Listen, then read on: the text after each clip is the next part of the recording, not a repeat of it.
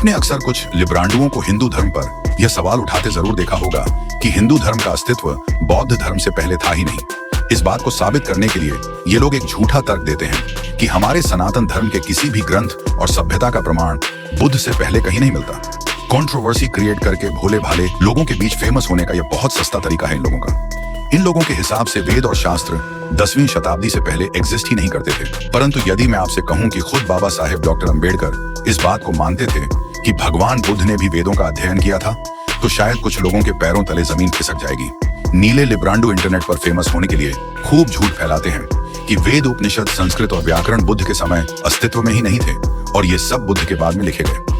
पर इन लोगों की हालत इतनी खराब है कि जिसको ये लोग अपना बाप मानते हैं, वही डॉक्टर अंबेडकर इन लोगों की खटिया खड़ी कर देते हैं। जैसा कि कहा जाता है कि बाबा साहेब डॉक्टर अंबेडकर उस समय के सबसे ज्यादा पढ़े लिखे व्यक्ति थे और उन्हें विश्व के सभी धर्मों के बारे में किसी आम व्यक्ति से कई गुना ज्यादा नॉलेज थी।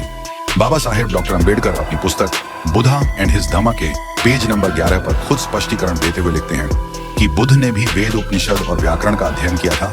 यहाँ पर वे बुद्ध के बचपन और शिक्षा के बारे में लिखते हैं। जब सिद्धार्थ मतलब गौतम बुद्ध चलने और बोलने योग्य हो गए तो शाक्यों के वरिष्ठ जन एकत्रित हुए और उन्होंने शुद्धोदन से कहा कि बालक को ग्राम देवी अभया के मंदिर में ले जाना चाहिए। शुद्धोदन ने स्वीकार किया और उन्होंने महाप्रजापति से बालक को कपड़े पहनाने को कहा। जब वह सिद्धार्थ को कपड़े पहना रही थी तब बालक मतलब बुद्ध अत्यंत मधुर वाणी में अपनी मौसी से पूछते हैं कि उन्हें कहाँ ले जाया जा रहा है। जब उसे मालूम हुआ कि उसे मंदिर ले जाया जा रहा है तो वह मुस्कुराया, लेकिन शाक्यों के रीति रिवाज के अनुरूप वह मंदिर गया। फिर बाबा साहेब लिखते हैं कि 8 वर्ष की आयु में सिद्धार्थ ने अपनी शिक्षा आरंभ की। जिन 8 ब्राह्मणों को शुद्धोदन ने महामाया के स्वप्न की व्याख्या करने के लिए बुलाया था और जिन्होंने उसके बारे में भविष्यवाणी की थी, वे ही उसके प्रथम आचार्य हुए।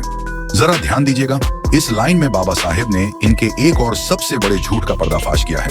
जिस तरह से नवबौद्ध यह दावा ठोकते हैं कि बुद्ध के समय ब्राह्मण थे ही नहीं, बल्कि ब्राह्मण तो बुद्ध के कई 100 सालों बाद विदेशों से भारत आए थे। परंतु यह पंक्ति इनके इस झूठे दावे का भी खंडन करती है। इसी के बाद बाबा साहेब लिखते हैं, जो कुछ भी वे जानते थे उतना उसे पढ़ा देने के बाद शुद्धोदन ने उदिक देश के उच्च कुल के प्रतिष्ठित विद्वान, भाषाविद और व्याकरण, वेद, वेदांग और उपनिषदों में निपुण सभ्यमित्र को बुलवाया। उनके हाथ में स्वर्ण कलश से समर्पण का जल डालकर शुद्धोदन ने उसे पढ़ाने के लिए उनको सौंप दिया। अब सवाल आता है कि यदि बाबा साहेब खुद लिख रहे हैं कि बुद्ध ने भी वेद, वेदांग, उपनिषद और व्याकरण का अध्ययन किया था और उनको यह सब सिखाने वाले भी ब्राह्मण ही थे, तो फिर ये कौन दोगले लोग हैं कि जो अपने बाप को तो मानते हैं पर उनकी बातों को नहीं मानते। तो यहाँ पर जो लोग कहते हैं कि बुद्ध के समय में वेद, उपनिषद, संस्कृत और व्याकरण नहीं थे, तो उन लोगों को बाबा साहेब को पढ़ना चाहिए। यार, इन गजपूतों की हालत इतनी खराब है कि जिसको ये अपना बाप मानते हैं वही इनकी ऊपर से नीचे तक गीली करके चला जाता है। जो आजकल के नए नए फेसबुक और व्हाट्सएप वाले इतिहासकार निकल रहे हैं, उनके मुंह पर यह वीडियो एक जोरदार तमाचा है और इससे यह बात सिद्ध होती है कि सनातन धर्म बौद्ध धर्म से कई गुना ज्यादा प्राचीन है।